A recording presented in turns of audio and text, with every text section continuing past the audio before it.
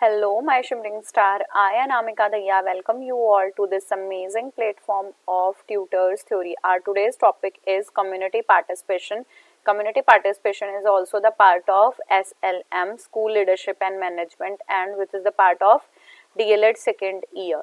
Community participation का क्या मतलब है कि सामाजिक सहभाग क्या है, मतलब कम्युनिटी में अगर आप कैसे पार्टिसिपेट करते हो. कम्युनिटी, पहली बात तो आप कम्युनिटी समझो क्या होता है. कम्युनिटी ग्रुप ऑफ पीपल होता है जिसके अंदर आप अपनी लैंग्वेज, आप अपना ज्योग्राफी, अपना कल्चर, अपना रिलीजन शेयर कर रहे हो, वो हमारी कम्युनिटी कहलाती है. कम्युनिटी हमारी दो वर्ड से बनी है, com COM and munis. I think it is a Latin word. Please do check this one की कौन सी लैंग्वेज का ये वर्ड है. कम्युनिटी कॉम का मतलब होता है COM which means togetherness, common, and munis का मतलब होता है सर्व रिस्पेक्टिवली, टू सर्व. तो we can say that community क्या हुई कि community is a group of people in which the people are serving together respectfully. तो community refers to a large number of group of people. लोगों का वो एक बड़ा समूह है जिसके अंदर कॉमन कल्चर या ट्रेडिशन, जिसमें लोग अपने सांस्कृतिक परंपराएं, लैंग्वेज, भाषा, ज्योग्राफी, भूगोल, क्लास मतलब जैसे फर्स्ट क्लास से, लोअर क्लास से या अपर क्लास से हैं, एंड रेस मतलब जैसे भी वो हैं उनका क्या कास्ट रहेगी, क्या चीजें रहेंगी, उन सबको इंक्लूड कर लिया जाए तो ये पूरा ग्रुप ऑफ पीपल कहलाता है कम्युनिटी. देन सिट्रल का क्या कहना है. सिट्रल का यही कहना है, community word is comprises of two word, com COM, munis which means together and to serve, togetherness and to serve. तो community means to serve togetherness. So we can define it as a. Ogburn क्या कहते हैं, ऑगबन और नूमकूफ, इनका कहना है community में भी thought of as a total organisation of social life. हमारी जो सामाजिक पूरी लाइफ है in within an limited area, उसके अंदर हमारा पूरा थॉट प्रोसेस क्या रहेगा, हमारा पूरा जीवन कैसा रहेगा, वही हमारी कम्युनिटी है. गिजनबर्ग क्या कहते हैं, it understood a group of social beings living in a common life, जिसके अंदर लोग सामाजिक जीवन को, जो सामान्य जीवन है वो जी रहे हैं. And all are infinitely variety and complexes of relation, जिनके बीच में बहुत सारी वेराइटीज हैं. धर्म को लेके हो सकती है, ट्रेडिशन को लेके हो सकती है, कल्चर को लेके हो सकती है, but they constitute a common and real life. परंतु वो सब मिलकर एक ही जीवन एक साथ जी रहे हैं, तो वो हमारी कम्युनिटी कहलाएगी. फीचर्स ऑफ कम्युनिटी हैं. सबसे पहला है ज्योग्राफिकल. ज्योग्राफिकल का मतलब आप रहते कहाँ हो, क्या लोकेलिटी है आपकी. दूसरा स्पेसिफिक नेम, आपकी कम्युनिटी का कोई नेम है. तीसरा है हमारा कॉमन कल्चर्स एंड ट्रेडिशंस, मतलब कौन से रीति रिवाज और परंपराएं हैं जो हम क्या कर रहे हैं, साझा कर रहे हैं. इसके बाद है वी फीलिंग कि हम इंडिविजुअल या व्यक्तिगत नहीं है, हम कौन सी फीलिंग साझा कर रहे हैं, हम वाली.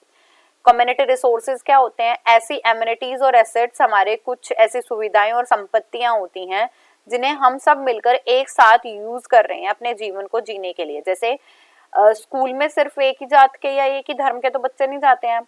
पानी आप भर सकते हो एक जगह से, ठीक है. मार्केट आपकी सेम होती है. सो ये ऐसे रिसोर्सेज और एमिनिटीज हैं जिन्हें आप साथ में यूज कर रहे हो और एक्सपीरियंस भी कर रहे हैं. तो टाइप्स की बात कर लेते हैं. सबसे पहले कम्युनिटी रिसोर्सेज कौन कौन से हैं, रिसोर्सेज की बात कर रही हूँ. मटेरियल रिसोर्सेज, जिसके अंदर आ जाएंगे नेचुरल रिसोर्सेज और man made resources. Natural resources जैसे मैंने नाम लिया, पानी आप सेम यूज कर रहे हो, एयर आप सेम यूज कर रहे हो, लैंड सेम यूज कर रहे हो. मैन मेड आ जाएंगे, जैसे मार्केट बोला मैंने, कोई ह्यूमन रिसोर्सेज हैं वो आप यूज कर रहे हो, तो वो हमारे मैन मेड रिसोर्सेज आ जाएंगे. मटेरियल रिसोर्सेज को कैसे आगे क्लासिफाई किया जा सकता है. सबसे पहले है सिविक इंटरेस्ट, मतलब जो नागरिक के हितों के लिए बनाया गया है, जैसे विलेज पंचायत हो गई, स्टेट लेजिस्लेचर हो गया, पार्लियामेंट हो गई, प्रेसिडेंट एसेट हो गए, court, police station, library, military, defence organism. These are the places for the civic interest, लोगों की हित के लिए. दूसरा है हिस्टोरिकल इंटरेस्ट, जैसे म्यूजियम्स हो गए, पिलर्स हो गए, फोर्ट्स हैं, टॉम्ब है, रिलीजियस इंस्टीट्यूशन है. These are historical interest. इसके बाद आते हैं ज्योग्राफिकल, जैसे hills, lake, springs, waterfall, botanical gardens. ये हमारे किसके आ जाएंगे, ज्योग्राफिकल इंपॉर्टेंस के. इसके बाद economic, bank, post office, lander forms की, एग्रीकल्चर की फॉर्म, कमर्शियल सेंटर्स हो गए, टेलीफोन एक्सचेंज हो गया, इंश्योरेंस कंपनी हो गई. तो ये सारे इकोनॉमिक इंटरेस्ट के हैं.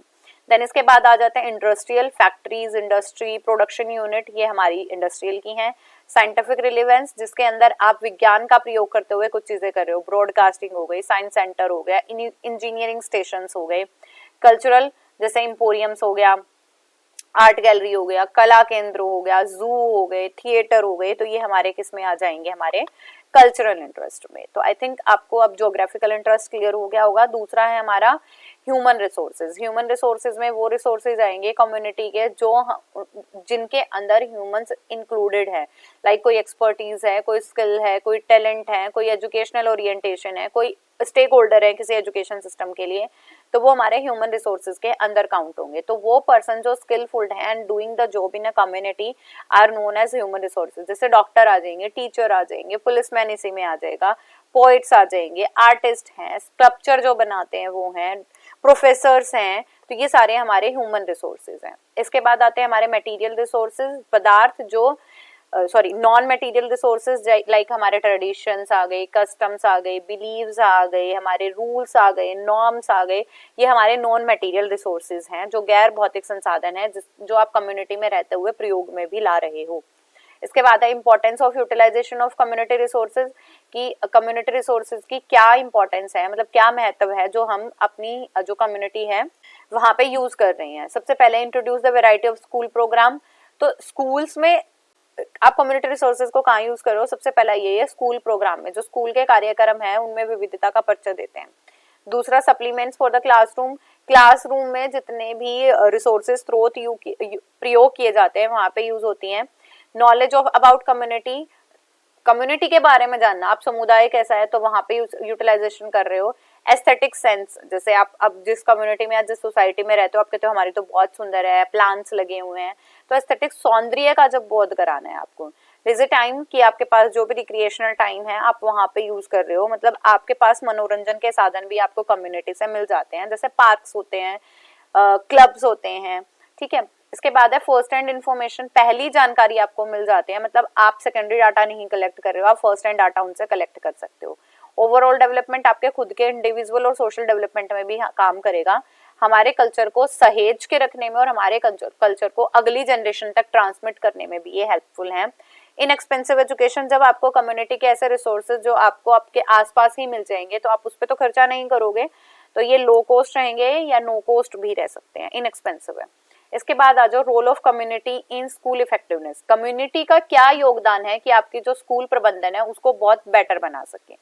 सबसे पहले है नॉलेज और स्किल्स, मतलब जब आपको क्लासरूम इंस्ट्रक्शंस मिल रही हैं उस टाइम पे आपके ज्ञान और कौशल की वृद्धि हो सकती है। दूसरा ऑथेंटिकेटिंग लोकल कल्चर इन्फॉर्मेशन, मतलब जो आपको ऐसी कल्चरल इन्फॉर्मेशन मिलेगी जो ऑथेंटिक है, ऐसा कुछ भी नहीं है जो आपको ऐसे ही कोई मतलब अफवाहें फैला के मिल गई है, ठीक है, र्यूमर्स नहीं है। इसके बाद फाइनेंशियल और मटेरियल रिसोर्सेज भी आप स्कूल में प्रोवाइड कर सकते हो। इनरोलमेंट और रिटेंशन में ये हेल्प कर सकता है कि आपके बच्चे कहाँ से आते हैं, कैसे लोकेलिटी से आते हैं, कैसे उनके पेरेंट्स हैं, क्यों स्कूल भेजते हैं, क्यों स्कूल नहीं भेज रहे हैं, तो आपकी इनरोलमेंट में भी हेल्प होगी और बच्चों को अपने स्कूल में बनाए रखने में भी हेल्प होगी। स्कूल को बहुत सारी फैसिलिटीज प्रोवाइड हो रही हैं, जैसे हम कोई भी अगर प्रोजेक्ट वर्क देते तो बच्चे अपनी कम्युनिटी में जाके कर सकते हैं, उसके लिए कोई आर्टिफिशियल सेटअप की स्कूल को भी जरूरत नहीं पड़ेगी। एडमिनिस्ट्रेटिव और एकेडमिक स्टाफ के लिए हेल्पफुल हो जाएगा, बेटर मैनेजमेंट में हेल्प कर सकती हैं, मीटिंग रेगुलर अटेंड करने से स्कूल की प्लानिंग बेटर हो सकती है एंड बच्चों की एकेडमिक हेल्प में भी ये हेल्प करेगा, सपोर्ट करेगा बल्कि। एडवोकेट और promoting the girls education, type of community, kind of community also decide what kind of education they are imparting to their child or not only not basis on the gender biasness। इसके बाद है participation कैसा रहेगा, functioning कैसे करेगी school की, support कैसे देना है। अगर सर मैंने अभी कहा कि अगर प्रोजेक्ट वर्क, सर्वे या रिसर्च हो रही है तो वो कम्युनिटी आपके इन सब में भी प्रयोग में सहयोग दे सकती है। इसके बाद है इम्प्रूविंग वर्किंग सिस्टम, कि बच्चे जहाँ से स्कूल में रहते हैं वहाँ की कार्य प्रणाली कैसे है, और अगर अच्छी नहीं है तो आप उसे इम्प्रूव कर सकते हो, अच्छी है तो आप उसको और बेटरमेंट तक भी लेके जा सकते हैं। एसडीपी बनाने का काम करेगी। एसएमसी में बताया था कि एसडीपी कैसे बनेगी, तो वहाँ हेल्प हो सकती है, स्कूल के साथ कोऑपरेट करने में हेल्प करेगी। कॉज एंड इफेक्ट ढूंढेंगे कि एजुकेशनल प्रॉब्लम है तो क्यों आई है, कैसे आई है और उसको रिमूव कैसे कर सकते हो आप। देन बच्चों को मोटिवेट करना है कि स्कूल एजुकेशन तक आप आओ, आप रिटेंशन रहे बच्चों के स्कूल में और बच्चे कुछ ना कुछ स्कूल से सीख के जाएं। और जब आप एक कम्युनिटी में साथ में रहते हो तो आप एक दूसरे के कल्चर को सपोर्ट भी करते हो और एक दूसरे के कल्चर को रिस्पेक्ट भी करते हो, तो रूल्स और रेगुलेशन जो स्कूल के थे उसको फॉलो कराने में भी हेल्प होगी, क्योंकि ये सारी चीजें बच्चा डिसिप्लिन अपने घर से भी सीख रहा है। क्लीनलीनेस बनेगी, डिसिप्लिन बनेगा, और खुद जो स्कूल के रोल मॉडल, स्कूल अपने आप को एक ऐसा रोल मॉडल भी बता सकता है बच्चों को, तो बच्चे बहुत अच्छे से अपना ज्ञान जो है वहां पे अर्जित कर सकते हैं। देन इसके बाद आ जाओ मैनेजिंग कम्युनिटी रिसोर्सेज। अब हमारे पास कम्युनिटी रिसोर्सेज तो हैं, पर हम उसे मैनेज कैसे करेंगे इसका भी ध्यान रखना है, ठीक है।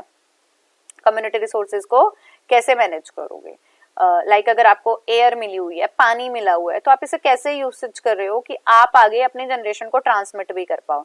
सबसे पहले क्लोज लिंक बनाएंगे कम्युनिटी मेंबर के साथ, इसके बाद एक्सपर्ट्स या जो प्रोफेशनल हैं जो स्कूल के ओकेजन्स पे आते हैं और बच्चों को ओरिएंटेशन प्रोग्राम दे सकते हैं, तो उन स्किल्ड पर्सन को बुलाएंगे। तो और क्या कर सकते हैं, बच्चों को अपॉर्चुनिटी दे सकते हैं कि वो अपने कस्टम्स, बिलीव्स, ट्रेडिशंस अपनी कम्युनिटी में जाके सीखें, किसी not in the artificial setup. इसके बाद बच्चों में खुद से पढ़ने की जो टेंडेंसी है, सेल्फ स्टडी है, उसकी आदत का विकास कर सकते हैं। लिटरेसी के लिए कैंपेनिंग कर सकते हैं, हेल्दी रिलेशनशिप बना सकते हो कम्युनिटी मेंबर के साथ। पेरेंट टीचर एसोसिएशन, पीटीएम्स जो होती हैं उनका गठन करा सकते हैं। एक्सप्लॉयटेशन जितना भी हो रहा है कम्युनिटी रिसोर्सेज को ना करके हम एक अच्छी कम्युनिटी अपने आसपास बना सकते हैं। जैसे मैंने कहा कि अगर आपको पानी और एयर गिवन है तो आप कैसे काम करोगे, क्या हम उसे पॉल्यूट कर देंगे या हम उसे खुद के लिए भी यूज करेंगे और अपनी जनरेशन को भी एज इट इज सेव करके देंगे। क्रिटिकल थिंकिंग, सिर्फ एक पहलू पे ना सोचना, हर एक एस्पेक्ट पे सोचना। क्रिटिकल थिंकिंग वर्ड जब भी आता है तभी मैं आपको बताती हूँ, नॉट थिंकिंग, नॉट थॉट की हम, ये ना एक नेगेटिव वर्ड है, नहीं, ये बहुत पॉजिटिव वर्ड है, क्योंकि क्रिटिकल थिंकिंग सोचती है कि आपको जैसा जो दिया गया है आप वैसा ना समझें, आप उसकी तह तक जाने की कोशिश करें, तो आप इन्फेरेंस दे रहे हो उसके ऊपर। एंड वेलकमिंग एनवायरनमेंट भी बनाना है स्कूल के अंदर, तो भी हमारे कम्युनिटी रिसोर्सेज को हम मैनेज कर सकते हैं। तो आई think it is all clear community resources क्या होते हैं और जो कम्युनिटी सामुदायिक स्रोत हैं वो क्या हैं, उन्हें कैसे प्रयोग में लाना है। पहले सबसे पहली बात मैंने आपको बताई, what do you mean by community, to serve togetherness, लोगों के साथ रह के सम्मान पूर्वक एक दूसरे के साथ सेवा करना हमारा कम्युनिटी कहलाता है। कम्युनिटी रिसोर्सेज में मैंने आपको 3 चीजें बताई थी कि हमारी सबसे पहले ज्योग्राफिकल होती है, उसके बाद ह्यूमन होते हैं और उसके बाद नॉन मटेरियल होते हैं। ज्योग्राफिकल में आपके सिविक सेंटर आ जाएंगे, जो जैसे सिविक इंटरेस्ट के आ जाएंगे, ह्यूमन रिसोर्सेज आ जाएंगे, आपकी ज्योग्राफी क्या है, police station, bank, audit, financial report, ये सारे हमारे ज्योग्राफिकल के अंडर आ जाएंगे। ह्यूमन रिसोर्सेज के अंदर प्रोफेसर, टीचर, डॉक्टर, हेल्पर, ये इसके अंदर आ जाएंगे। और नॉन मटेरियल के अंदर आ जाएंगे आपके कस्टम्स, बिलीव्स, ट्रेडिशंस। फिर इसके बाद बताया था मैंने कम्युनिटी रिसोर्सेज क्या होते हैं, जिस समाज में आप, जिस समुदाय में आप रहते हो वहीं की चीजों का यूज करना, और वही चीजें एज अ एमिनिटी और एसेट आपके पास जब रहती हैं तो वो आपके कम्युनिटी रिसोर्सेज कहलाते हैं। उनकी बेटरमेंट कैसे कर सकते हो और या आपके उनके स्कूल में क्या पार्टिसिपेशन है, मैंने ये भी आपको बता दिया है। अगर फिर भी आपको कोई प्रॉब्लम है तो आप वीडियो को रिपीट करके देख सकते हो। इफ अगर वो प्रॉब्लम सॉल्व नहीं होती है तो आप कमेंट कर सकते हो, आई विल श्योरली रिप्लाई कि मैं आपकी प्रॉब्लम को दूर करने की पूरी से पूरी कोशिश कर पाऊँ। Keep going, keep growing and keep learning my dear students. Bye bye.